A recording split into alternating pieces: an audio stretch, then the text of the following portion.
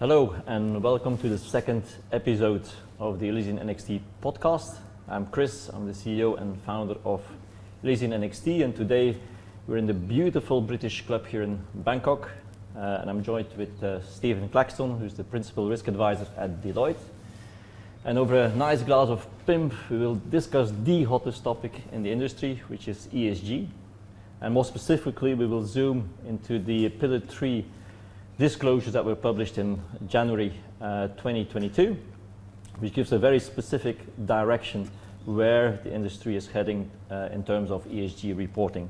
Steve, thanks for joining me. Oh, thank you for inviting me, and obviously enjoying a lovely Pims at the British Club, so it's a great time to be here.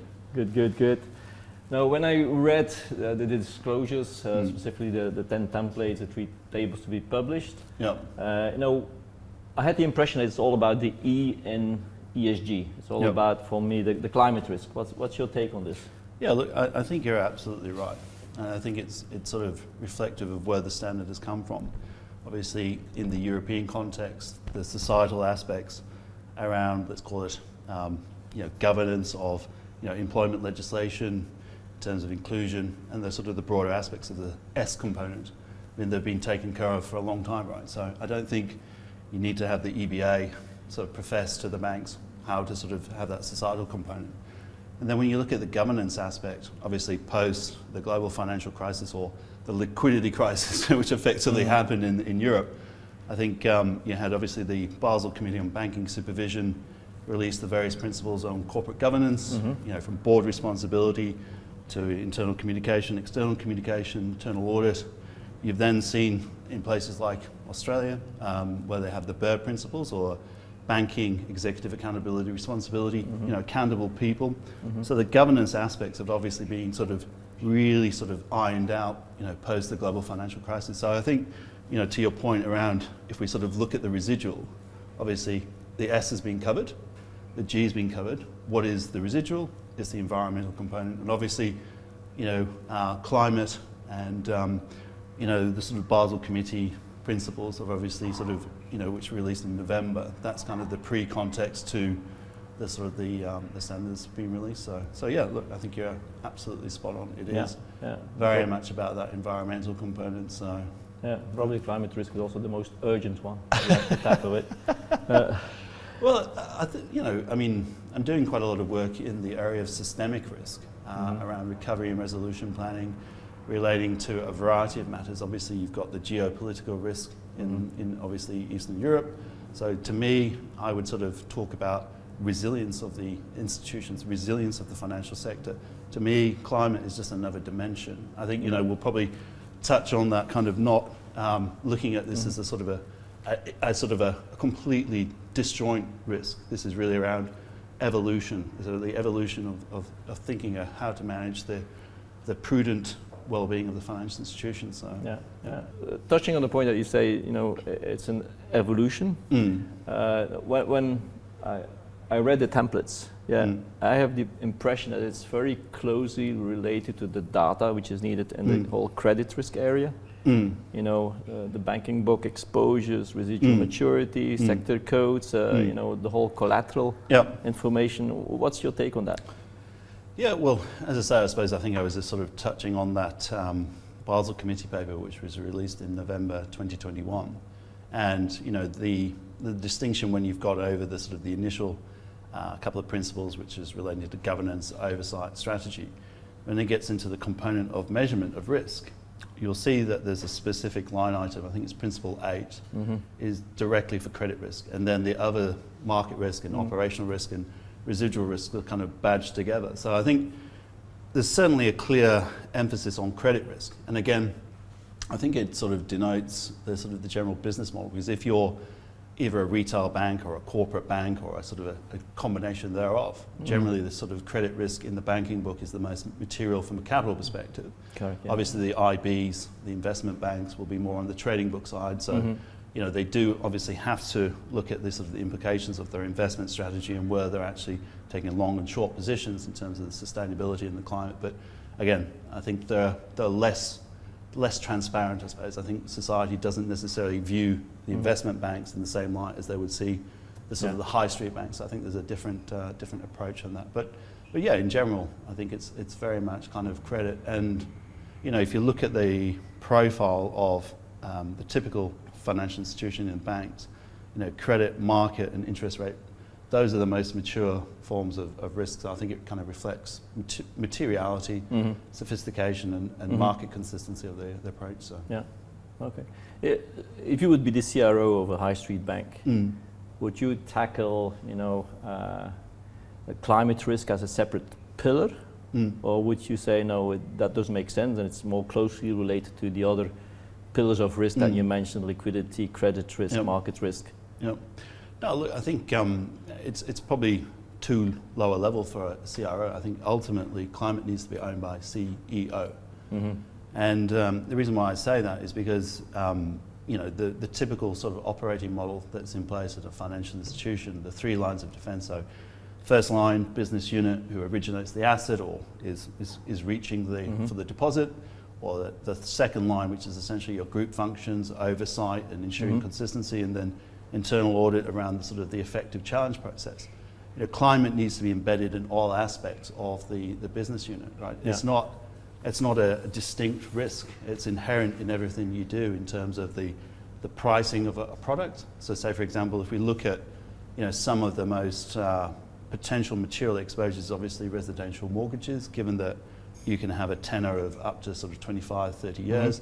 That's consistent with the projection period that they're looking at with the ECB kind of stress test. Yeah. So if you think about, should a bank now start thinking about certain geographies? So if you take in the context of Australia, Rockhampton, which is dependent on the sort of the coal industry in terms of the sort of the coal that comes through the port and then gets exported.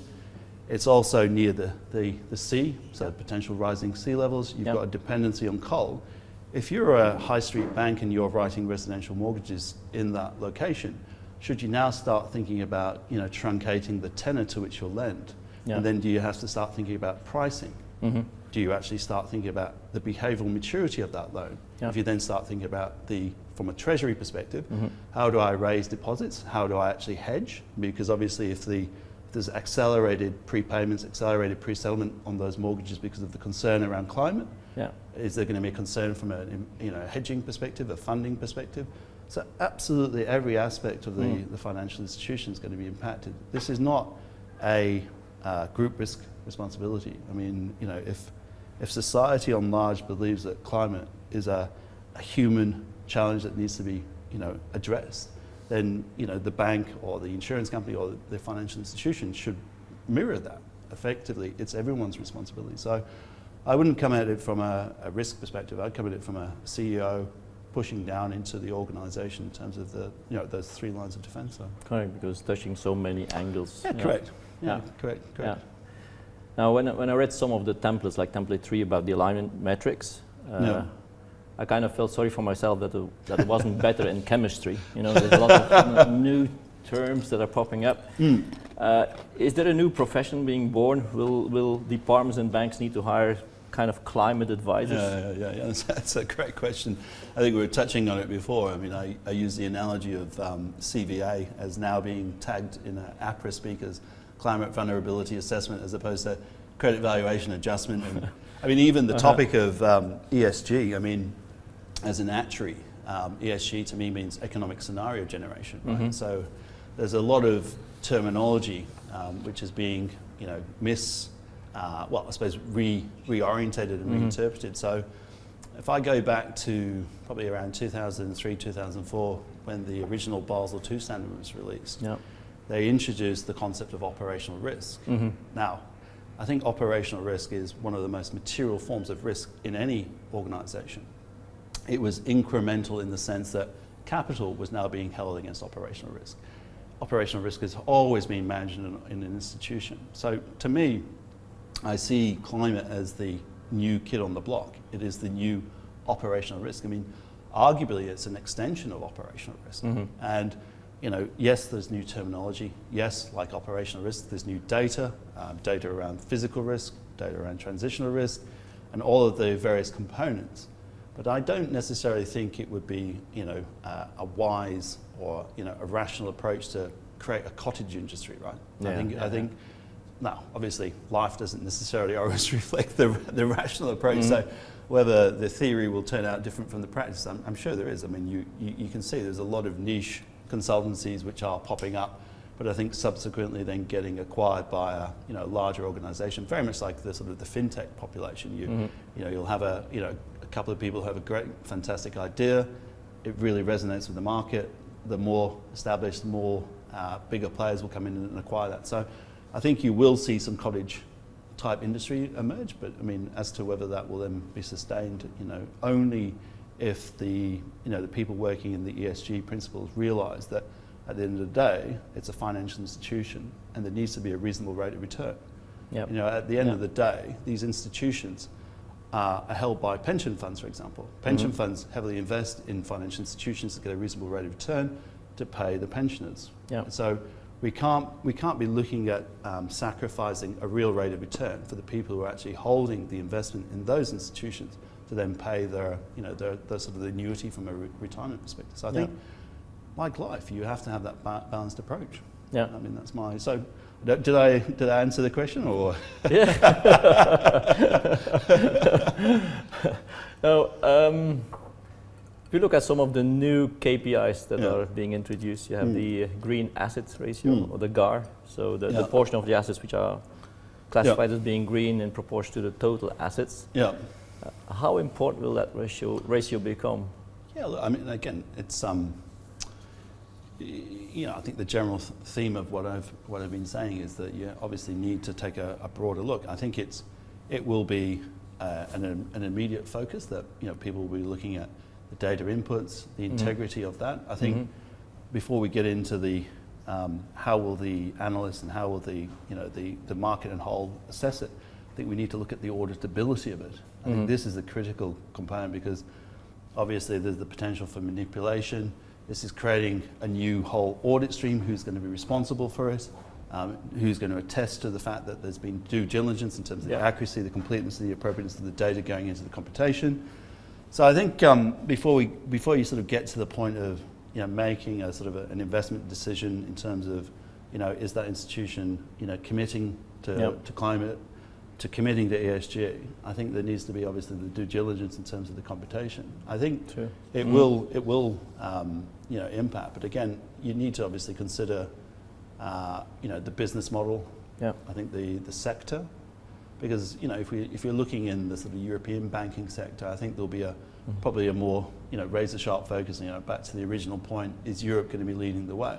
Yeah, very much so. So I think the European banks, the European investors, the expectations in those markets will be a lot higher than if you say take Australia, where the country is very much dependent on digging stuff up and exporting it, and the ownership of the financial institutions. So I think you're going to see obviously variation in terms of the geography. I think you'll see variation in terms of the type of bank, whether it's a systemically important bank, smaller bank, for example. I think those are going to be natural points of differentiation in terms of how they see it. But again, it needs to be intersected with is the return on equity consistent with the green asset ratio, for example? Does it impact on the equity return? Does it impact in terms of your liquidity coverage ratio? How does it impact in terms of your stable funding? The overarching picture. So again, back to the concept of, is this a new risk? It needs to be integrated. To me, this is just about integrating it and intersecting it with the other financial metrics and other non-financial metrics around, positive contribution score, NPS scores, reputational scores. That's really where I think it's going to go. I mean, there's so many factors that play a role in this. Correct.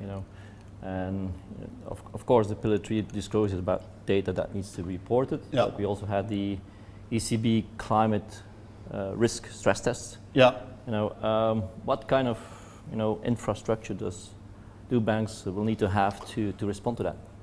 Well, again, I think if we take probably about 20 steps back, and I'm really interested in your view. I mean, so if we look at stress testing in a whole, and if we look at the sort of the integrated or enterprise-wide stress testing, which feeds through into your capital plan as part of your internal capital assessment process, or ICAP. Mm-hmm. Because you have such a diverse range of stakeholders in your ICAP, you've got Treasury, who will be doing the funding side. You've got the risk, who will be doing the sort of the capital demand in terms of sort of the risk profile, and in terms of the capital supply, you've obviously got the IFRS 9 number, which obviously hits in terms of the potential organic capital. So you've got risk from that perspective. You've got finance in terms of the overall kind of cost structure. Mm-hmm. Then you have the various business units in terms of making balance sheet projections. So in my experience, the infrastructure supporting enterprise-wide stress testing is still quite piecemeal, quite ad hoc. Mm-hmm. So whether financial institutions can use the climate as a catalyst for actually making the investment, for actually addressing some of the historical deficiencies, I think, in terms of the infrastructure, in terms of the IT supporting stress testing, I think that would be a positive thing. So I would, if I was in the sort of the CRO or the treasurer's position, I would be using this as a justification for seeking funds to then actually build out a robust stress testing solution. So I think that's and this is I was a couple of weeks ago, I was in the UAE working with a client. So they had findings from the central bank around the lack of coordinated infrastructure and process around their ICAP and stress testing. So that this is a common theme, and it's climate hopefully will be a catalyst for resolving those types of infrastructure. So, but I mean, in terms of the specifics on the ECB climate stress test, I think the stress testing side, and which is why I sort of when we're talking about this in the start, climate risk stress testing at the moment is really just about a gap assessment. It's not about making any kind of decision in terms of the balance sheet, in terms of the funding, in terms of the liquidity. It's really about understanding where the data deficiencies, what the model deficiencies are. When we spoke to the ECB, and we spoke to a couple of the economists, and they were showing us their underlying sort of model methodology, and they were obviously doing a long-term projection of the default risk. So I asked the specific economist the question, have you looked at what your term structure of default risk is relative to the long run default curve, which you will see in, say, S&P's annual global credit study? And the response came back, no, we haven't thought about that, right? So, back to my point about integrating climate into the business of banking, a rational approach would be to say, okay, I have my term structure of default risk on a climate unadjusted basis. I then have a climate spread. So you can reconcile, let's call it the unadjusted climate perspective and the climate adjusted. Otherwise, you may find that you start getting into this, it's a self-fulfilling prophecy. I mean, if you've seen the narrative that comes out of the ECB stress test, you don't need to run a model to have that narrative about making, the short-term costs will be offset by the longer-term benefits. Action now. These are all qualitative narratives that we could say off the cuff, right? You don't need to have the pretense of, getting 4.3 million customers and XYZ kind of, industry codes. You can already make those kind of qualitative assessments. So I think if anyone's, trying to put any kind of interpretation or making a financial decision off the back of these stress tests, I think it's a little bit too preemptive for my liking. I don't know. Did you have a similar view in terms of the outcomes of the stress test or the ECB? I look at it that, when the probability of something to happen cannot be, qualified, then you need to have scenarios going in every kind of direction. Because will the climate goals be met? As a correlation with the physical risk, correlation between transaction risk, physical risk. So the more scenarios that you can run on a variety of parameters, the more kind of views you can have on where it's going. But there's so many parameters at play. Yeah, but again, it reflects the fact that they're not even talking about loss given default. Okay, so even if the customer defaults, right? What am I ultimately going to lose? And if we take the concept of real climate, impacted events. If we take a residential mortgage, right, you may not even be able to sell the asset, right? Yeah. It may be a stranded asset. So, we should be focusing not just on the contingency of going into default, what is the actual loss given default? Because, you can't necessarily just use historical, recovery rates or time to sale, for example. Obviously, the time to sale could be extrapolated. There could be an additional collateral haircut, for example. So, correct. If the collateral is in the wrong location, then Yeah, correct. It's a stranded asset. So I think correct. those are the things. But again, it's a maturity profile curve. Yeah. Interesting. Now, last week, one of the top European bankers, he quoted that the banking industry is kind of being used as the free handyman by the policymakers in important tasks like money laundering, climate risk. These investments are huge. Keep up with all these initiatives. What's your take on that? I think it's a very fair statement. A very fair statement.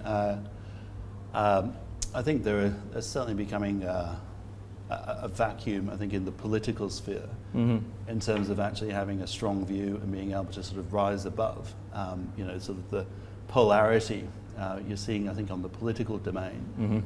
People are going to the extreme left and people are going to the extreme right. The sort of the ability to sort of reconcile and include people and actually make sensible policy decisions, for the longer term benefit is, something certainly in the European sphere, and I think in the sort of the Australian context and also in the US. So yeah, absolutely. I think financial institutions are becoming too much of a medium or a vehicle for trying to address some of the policy deficiencies. And look, it's not the role of the financial institution to try and solve some of the societal ills. I mean, as a financial institution risk practitioner, I believe in just being a decent human being. Now, whether being a decent human being addresses some of the societal ills that come around with money laundering, for example. I mean, I think there is a spectrum of money laundering, right? Obviously, when you start getting into some of the less desirable consequences of money laundering, that's something which obviously financial institutions should be cutting down on. But there is a significant grey aspect of money laundering that goes on in various parts of the world, which at some point does feed into the real economy. And I think there are, privately you would have, ex-prudential regulators who would tell you that on the grey side of money laundering, they'll accept it because it does keep people employed, it does hedge some of the downside, aspects of the economy. But it's absolutely spot on. There is financial institutions should not be used as a mitigant for deficiencies in the political domain. I agree. I agree with that. Yeah. Now, Europe is taking apparently a leading role in the whole climate risk. I assume it has to do with the Paris Accord and the European Green Deal to make Europe climate neutral by 2050. Yeah. Will the rest of the world follow?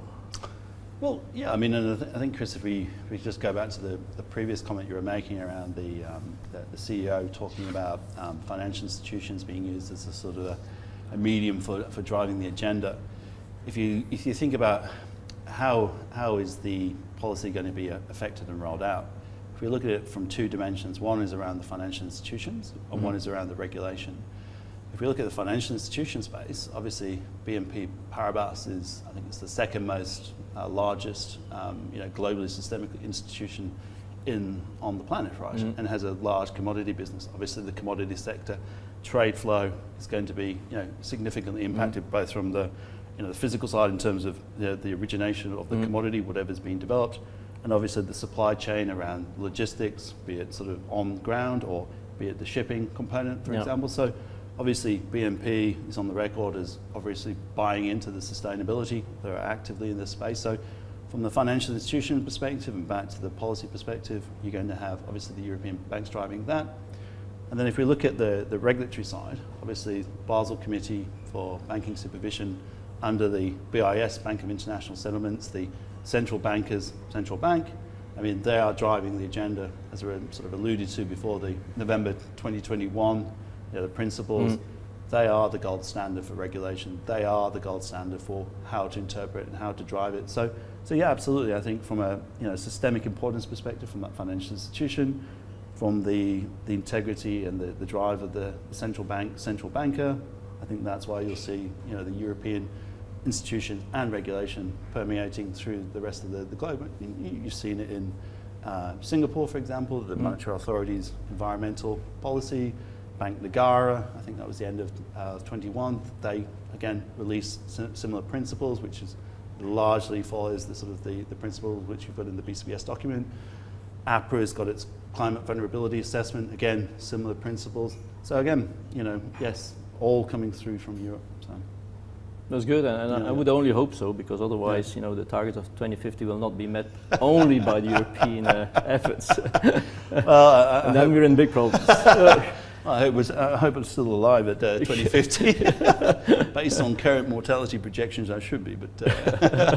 It might be different from my perspective. Come on, Chris.